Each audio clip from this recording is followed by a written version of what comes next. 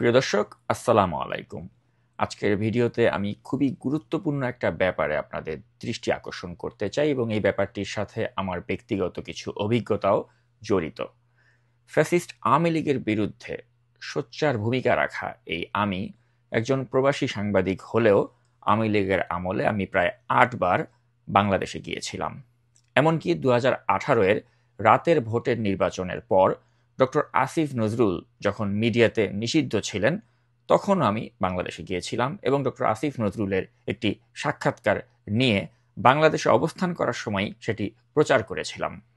মানে বাংলাদেশের ১৬ কোটি মানুষের মুখে একটা থাপ্পড় মেরে দিয়ে দেওয়া হলো যে ইলেকশন চাস।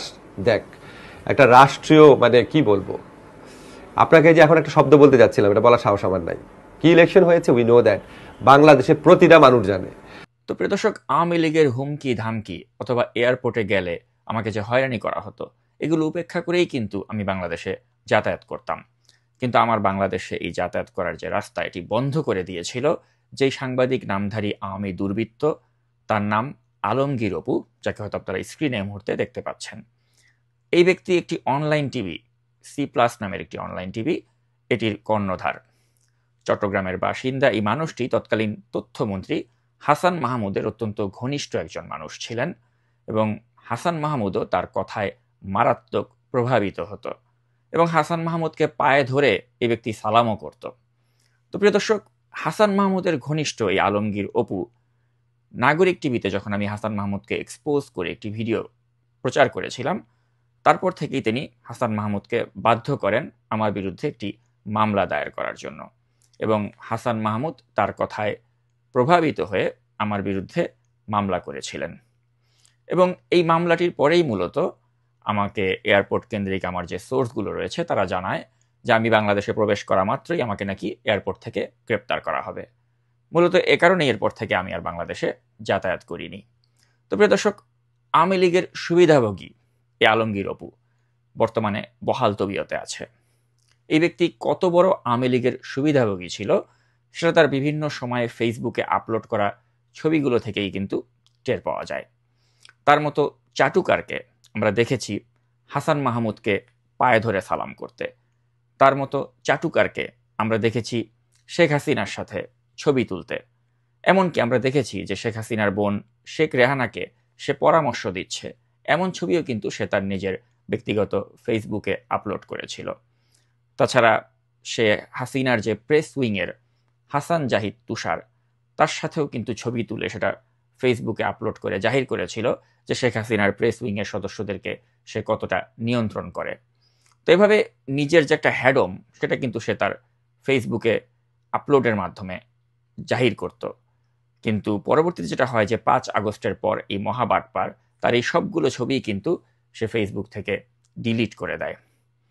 তো প্রিয় দর্শক, এই আওয়ামী লীগের দোসর আলমগীর অপু সে চট্টগ্রামের যে ছাত্র সমন্বয়ক নামধারী কিছু টোকাই রয়েছে তাদের উপর ভর করেই কিন্তু এখনো বহাল তবিয়তে রয়েছে। এবং আপনারা জানেন যে অনলাইন অ্যাক্টিভিস্ট পিনাকি ভট্টাচার্য, তার সাথে অনেক বিষয়ে আমার দ্বিমত থাকলেও এই আলমগীর অপু প্রসঙ্গে তিনি যা যা লিখেছেন তার সাথে আমি পুরোপুরি একমত। পিনাকি ভট্টাচার্য তিনি লিখেছেন, মোজাম্মেল বাবু কিংবা দালাল সাংবাদিক শ্যামল দত্তদের মিনি ভার্সন চট্টগ্রামে ফ্যাসিবাদকে দীর্ঘদিন ধরে সার্ভ করা কথিত সি প্লাস টিভির সাংবাদিক ও মালিক সাবেক ছাত্রলীগ নেতা আলমগীর অপু ৫ আগস্ট কাডাল রানী পলায়ন করলেও এখনো থামেনি এই দালালের লম্পঝম্প। ছাত্র আন্দোলন চলাকালে তুমি কে আমি কে রাজাকার রাজাকার এই স্লোগানকে কটাক্ষ করে ছাত্রছাত্রীদের প্রকাশ্যে বিরোধিতা করেছিল। চট্টগ্রামের দুর্নীতিবাজ সাবেক মেয়র রেজাউল করিম এবং ভারতীয় দালাল নওফেলের বিরুদ্ধে স্বৈরাচার পতনের পর আজ পর্যন্ত একটিও নিউজ না করে উল্টো তাদের সাথে দহরম মহরম রেখে চলেছে এই আওয়ামী দালাল। প্রিয় দর্শক, সাংবাদিক নামধারী এই আওয়ামী দুর্বৃত্ত তার সাথে যে নওফেলের একটা ভালো সম্পর্ক ছিল, এটা কিন্তু আমরা যারা খোঁজ খবর রাখি তারা সকলেই জানি এবং নওফেলকে নানা সময় কিন্তু এই সি প্লাস টিভিতে সাক্ষাৎকার দিতেও আমরা দেখেছিলাম। তো এখন ৫ আগস্টের পর থেকে রীতিমতো এই ব্যক্তি ভোল পাল্টিয়ে ফেলেছে। কিন্তু যতই সে ভোল পাল্টাক, তাকে নিয়ে মিডিয়াতে যত ধরনের সংবাদগুলো ছাপা হয়েছে সেগুলো কিন্তু এখনো সাক্ষ্য বহন করে চলেছে যে এই ব্যক্তি কত বড় ধুরন্ধর এবং ধান্দাবাজ একজন মানুষ। তার অবৈধ টিভি চ্যানেল C+-এর নিউজ ব্যবসা, এই শিরোনামেও কিন্তু জাতীয় দৈনিকে সংবাদ ছাপা হয়েছিল। পাশাপাশি ইউটিউব চ্যানেলের নামে আলমগীর অপুর চাঁদাবাজি, এই শিরোনামেও কিন্তু জাতীয় দৈনিকে সংবাদ ছাপা হয়েছিল।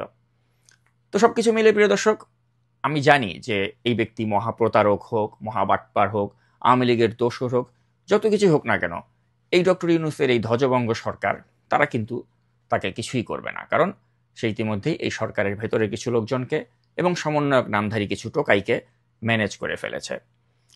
তবে আমার আহ্বান থাকবে, যদি আগামীতে কখনো একটি জনগণের সরকার এই দেশে প্রতিষ্ঠিত হয়, তারা যেন আলমগীর অপুকে তার প্রাপ্য যেই সাজা সেটা যেন তারা বুঝিয়ে দেয়। কারণ আমার মতো অনেক অনলাইন অ্যাক্টিভিস্টদের বিরুদ্ধে তৎকালীন আওয়ামী লীগ সরকারকে প্রভাবিত করিয়ে নানা ধরনের ভুয়া মামলা করতে প্ররোচিত করেছিল এই আলমগীর অপু।